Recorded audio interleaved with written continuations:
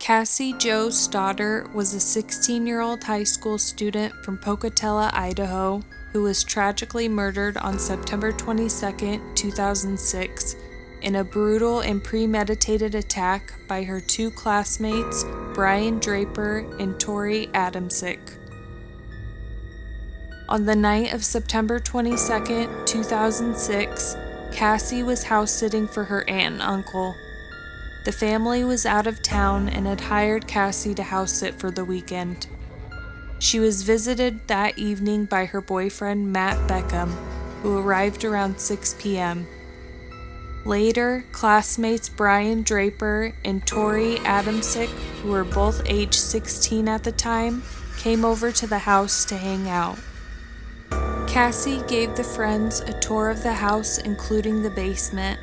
The four teens went into the living room to watch a movie, but Torey and Brian ended up leaving before the film ended, saying they were going to a movie theater instead.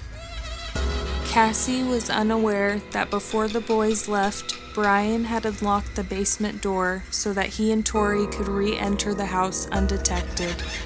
Sometime after leaving the house, Brian and Torey returned to the neighborhood, parked down the street, got out of their car, and put on costumes consisting of dark clothing, gloves, and white painted masks. The boys quietly entered the house through the basement door while Cassie and Matt were watching TV in the living room.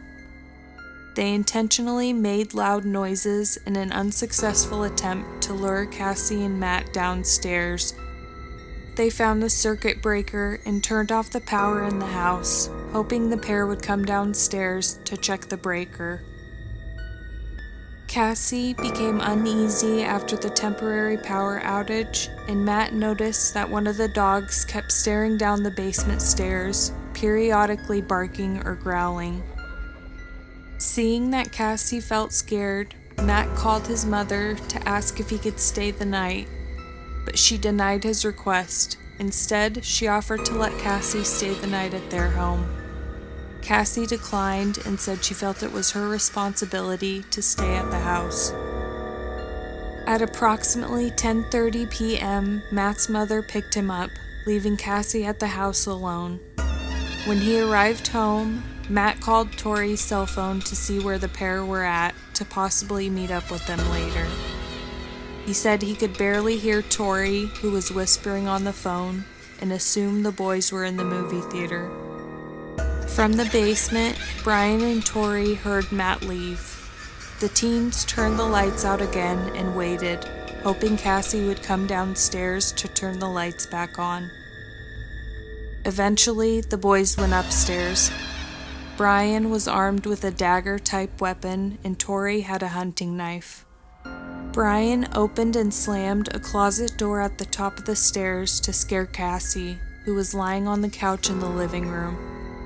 The boys then attacked Cassie, stabbing her approximately 30 times. Her body was discovered 2 days later when her relatives returned home from their trip. In the beginning of the investigation, attention turned to Cassie's boyfriend, as he had been the last known person to see Cassie alive. Matt confirmed to police that the lights had been flickering on and off while he was present at the home. His mother explained to police that she heard Cassie's voice from the house as Matt came out the front door. After he was cleared by a polygraph test and consistent alibi, detectives brought in Brian and Torey for further questioning. The boys told police that after they left the residence, they went downtown to watch a movie. The teens couldn't recount any details from the movie, leading detectives to press harder to determine their whereabouts. Then they changed their story, claiming they went through people's cars in the area and had not been to the movie theater. After intense questioning, Brian eventually confessed to police but downplayed his role in the crime.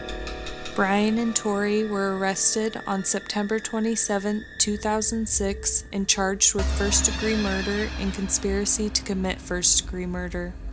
Across multiple interrogations, each teen blamed the other.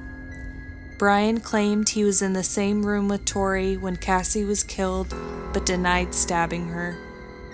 In a later interrogation, he admitted to stabbing her only under fear of Torey, who told him to make sure she is dead. He led investigators to Black Rock Canyon, where the teens had partially burned and then buried the clothing, masks, and weapons they used for the murder. Police recovered a partially burned VHS tape from the location, which after restoration showed video footage of their plans to kill Cassie. At trial, the prosecution revealed that the two teens were inspired by the Scream horror film franchise. Both teens were convicted of first-degree murder. Each received a mandatory sentence of life imprisonment without the possibility of parole.